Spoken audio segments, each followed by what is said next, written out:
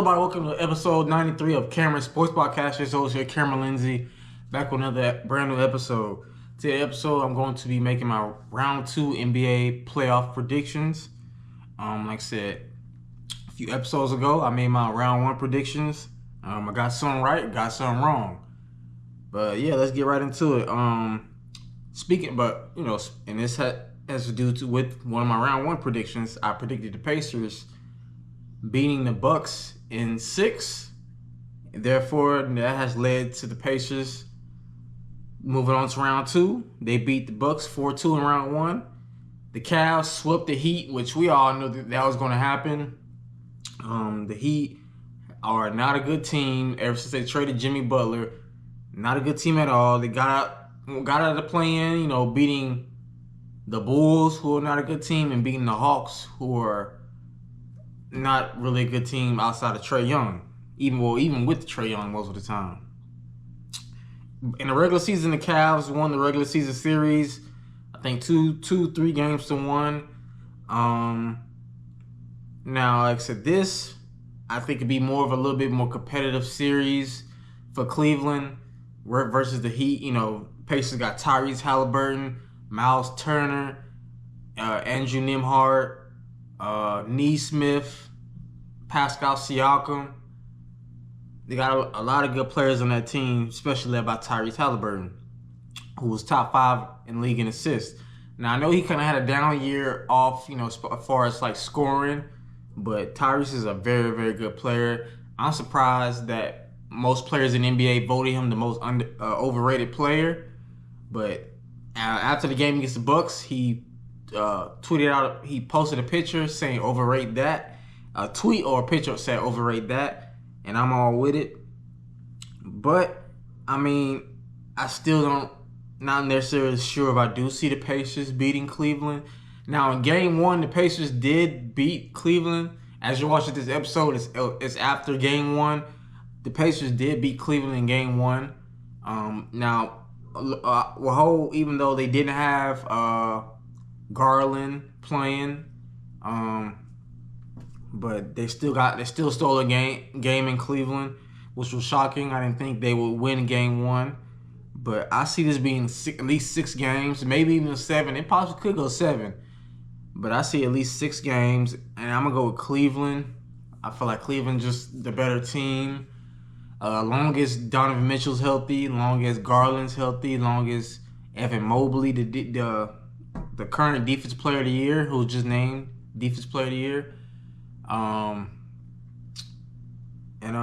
Jared Allen, DeAndre Hunter, long as them are healthy, but then fine. But I just found out for game 2, which is today as I'm filming this episode, that Hunter is out.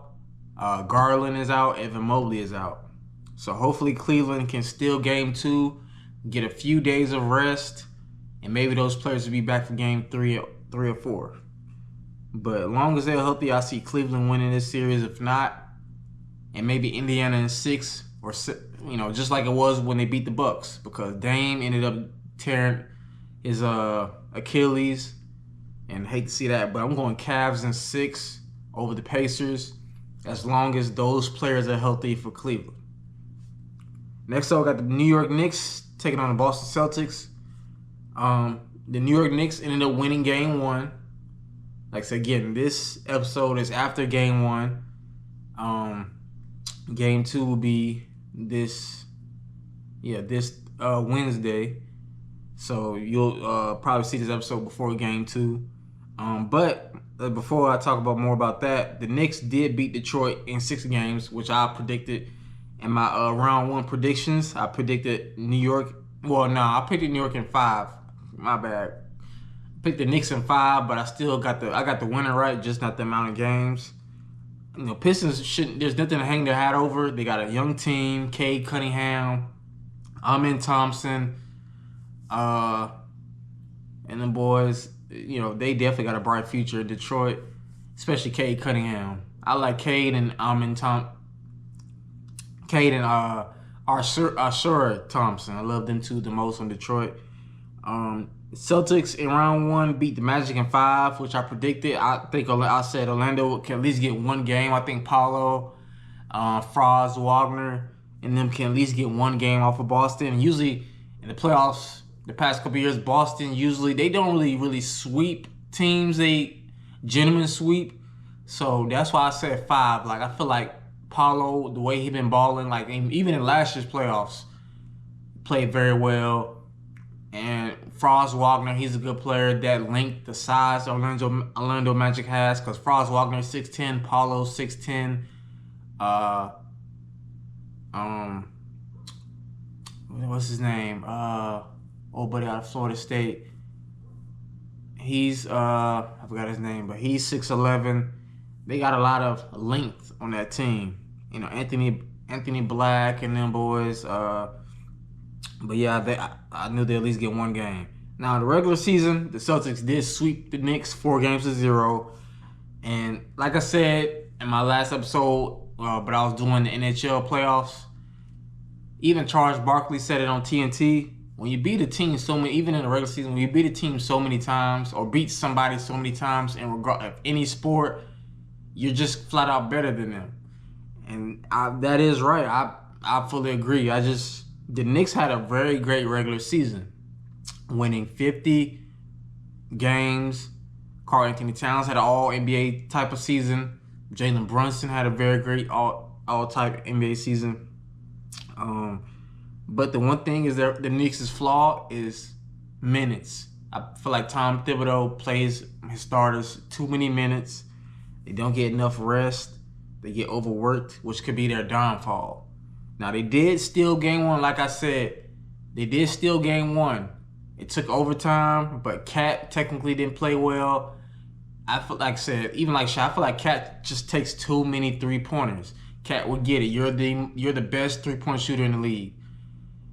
But you're 6'11", you're 7 feet tall. Get in the paint. Like I get people like Cat and AD and them. You can shoot the three, but get in that paint and dominate. You get in that paint and dominate with the mid-range, hook, layup, putbacks. Nobody can stop you.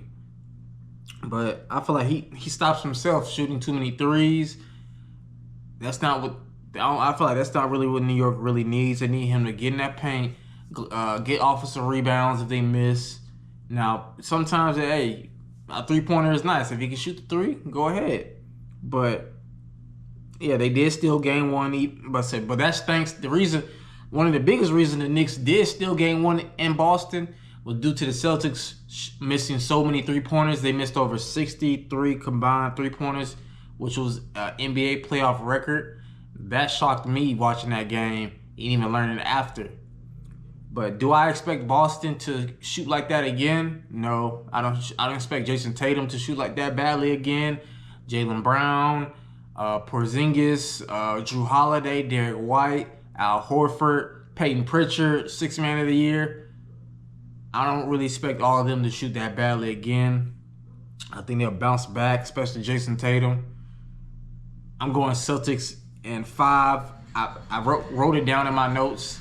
I still got Celtics in 5. And like I said, now it could go 6. Like I said, New York did steal a game. Before me filming this episode, but I'm going Celtics in 5. I just think that Boston's going to bounce back. I think they got New York's number. Like I said, in the regular season, they swept them. Again, in playoffs, Boston doesn't really sweep too many teams that often like that. So it's kind of like, I could say a gentleman's sweep. I think if Boston ends up going, if they end up going up 2-1, I think Boston easily wins this series in 5. Next up, we got the Denver Nuggets taking on the Oklahoma City Thunder. The Nuggets beat the Clippers 4-3 in round 1. The Thunder swept Memphis 4-0 in round 1. Now I got the Nuggets one wrong. I predicted the Clippers to beat the Nuggets in 6. That didn't happen, especially due to James Harden choking, playing badly, Kawhi not stepping up. But even though the Nuggets are having a down year, they still got Nikola Jokic. They still got Jamal Murray. Aaron Gordon is playing well. Russell Westbrook, surprisingly, is playing well. Shout out to him. especially at the three. He's been shooting the 3-point ball very, very better than I thought.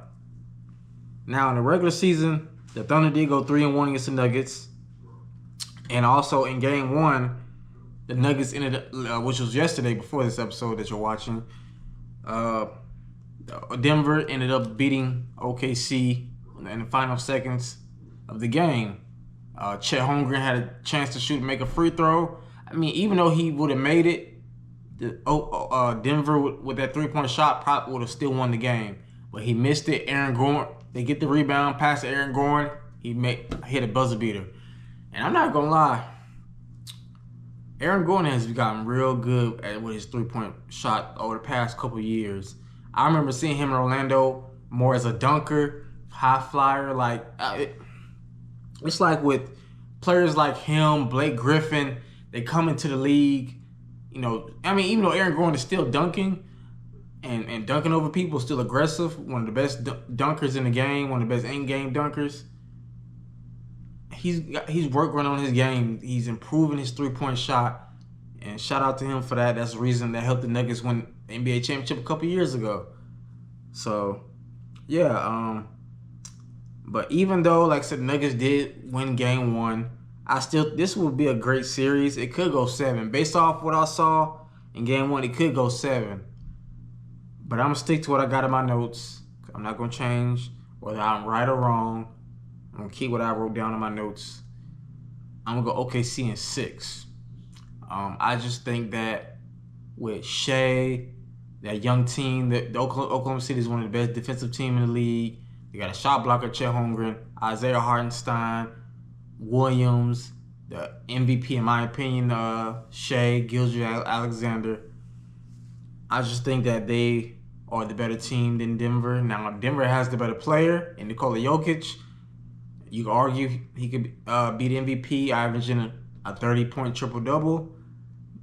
But, like I said, I think I'll have to go OKC. I think OKC is going to bounce back in Game 2, and it's going to be a very, very great series between these two teams. It could go 7, but I'm going to stick with 6 because that's what I wrote down. But, yeah, I got OKC in 6. Next up, we got the Golden State Warriors taking on the Minnesota Timberwolves. Warriors beat the Rockets in 7, 4 games to 3 in round 1. The Wolves beat, I almost hate to say it, the Minnesota Timberwolves beat my Lakers in 5. And I know what you're probably thinking. If you watched my episode from round 1, I said I don't care about an Ant-Man, Superman, Jumpman, Joanna Man. I said Lakers in 5. And, I mean, you can laugh at me. It's all right. Like I said, as a journalist, I can admit when I'm wrong. Like I said, I just thought with Luka, the way Luka been playing this season, LeBron, Austin Reeves, Rui Hachimura, Dorian Finney-Smith, all of them, like the way they've been playing, I was like, okay, we really got a chance to compete to at least get to the Western Conference Finals. And I just thought with Minnesota, like, you know, Rudy's not a real threat offensively. Julius Randle could be inconsistent. And really the only person we got to worry about is Anthony Edwards. Boy, was I wrong. They mopped the floor with us. Badly. And it's just crazy. And I look forward to the next season, to the future with Luka, but this is why I said in the past, even off camera, that I prefer AD over Luka when I'm building a championship team. I feel like a lot of people didn't. I know AD sometimes he got hurt, but when healthy, he's the best two-way player in the league. Now that's eventually gonna be Wemby, but when healthy, AD arguably a lot of people say AD is the best two-way player. When AD is healthy, because he can give you 28, 30 points, 10, 12, 15 rebounds. I've seen AD plenty of times get 40 and 20. Just like that. His last game fully healthy before we traded him, he dropped 40 points and like 10, 15 rebounds. And I just don't understand it. Why? Like when I woke up in the morning, I thought it was a prank, and I'm like, what going on? I get AD's like 32, but he's still in his prime. He still has a few years left in his prime. We was still a top 6 seed. It was like top 6, top 7 seed. I think we still would have made the playoffs and avoided a play-in. We kept AD. But Luka can't guard a parked car. He may be a better scorer than AD, but he can't guard a parked car. I guarantee you, if we had AD, Rudy Gobert would not be looking like the next coming of Wilt Chamberlain. Even though I didn't watch the whole game because I knew we was gonna lose. But when I woke up and saw we lost and looked at the scoreboard and saw Rudy had 27 points and like 22 rebounds. I'm like, what? I'm like, Rudy Gobert? That Rudy Gobert. I guarantee you, AD would have made barbecue. Every time AD plays Rudy, barbecue chicken. Matter of fact, the first game of the season, he dunked on that man, blocked this shot, sent it to the Raptors. So I don't get it, and like, it makes no sense playing small. And JJ Redick, he did a phenomenal job coaching my Lakers, but that's bad coaching. Small lineup, not playing Jackson Hayes. It just, yeah. Sorry, I'm getting a little bit off of it, but I just had to take accountability for picking my Lakers over the Timberwolves. I apologize to y'all.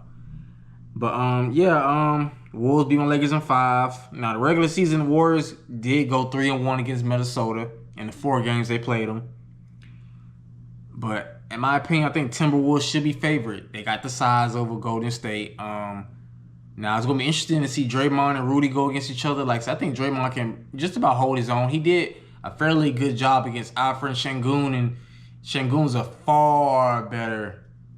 When I say far better offensive player than Rudy Gobert, he may not be better than him defensively because Rudy Gobert is a 3-4-time defensive player of the year, and I think he can handle himself against Rudy Gobert. Now the challenge is going to be Anthony Edwards, Julius Randle, McDaniels, and we're going to be rest of them. So I don't know, but the way Ant been playing the past couple of years in the playoffs, he's playing with a man possessed. He's looking like the face of the league. And I say this off camera. I say if Anthony Edwards leads the Timberwolves to the NBA Finals, even if whether he loses or wins, I might have to jump on that not bandwagon of him as the face of the league. Not my favorite player, but the face of the league. I think he could be the face of the league. Even if he loses, if he makes it to the NBA Finals and loses, I think he's probably, because he would have been the past 2 years beat KD, LeBron, and Steph. If he beats, again, he beat KD last year. He just beat LeBron this year. If he beats the Warriors, beats Steph, and let's say they played the Nuggets, or the SGA, he would have beat another league MVP. So I feel like he would have to be the face of the league, at least for now. But as far as my prediction, I'm going to Timberwolves in 6. I just think, I don't know, I think Jimmy Butler's going to have to average like 20. He's going to average like 25. Steph's going to have an average 25, 30. Buddy Hield's going to have to step up like he's been doing. They're going to have to keep Rudy off the glass, not have him looking like the second coming of Wilt Chamberlain like my Lakers did. Other than that, they'll be fine. But, excuse me. But I think it'll go 6 games. I just think the Timberwolves are just bigger, stronger overall. I don't know if they have anybody really that can guard Anthony Edwards, because he's like, watching him play, he's so smooth with the ball. His ball handling, his 3-pointer is good. He's explosive to the rim. You know, like, it's just off the charts. His game, he plays the good defense. He defends. So it's like I see it now. The more I see it, like I know some people say like comparing him to Michael Jordan, and I'm like, or D Wade, but I'm like, I can see it. You know, even though he has a better 3-point shot than Michael Jordan, better 3-point ball than Dwayne Wade, but this Ant can play. He can play. And I know he was trolling my Lakers after the game, saying Lakers in 5. And he did. Hey, I'll take that. Like I said, I'm wrong. I was wrong.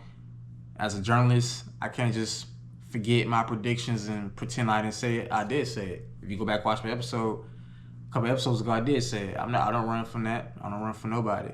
I don't run. Like I said, that's part of being a sports journalist. Not being right, but also being wrong.